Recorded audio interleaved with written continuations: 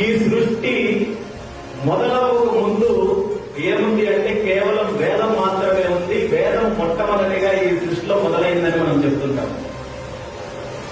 ఈ వేదంలో, ఋగ్వేదంలో యాదవ జాతి గురించి ప్రస్తావన ఉంది.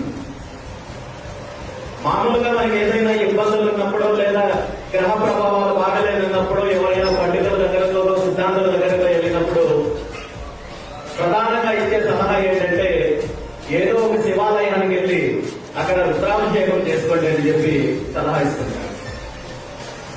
శివుడికి రుద్రాభిషేకం చేసేటప్పుడు నమకం చమకం చదువుతారు. ఈ నమకం చమకంలో ఆ రుద్రుడికి నమస్కారాలు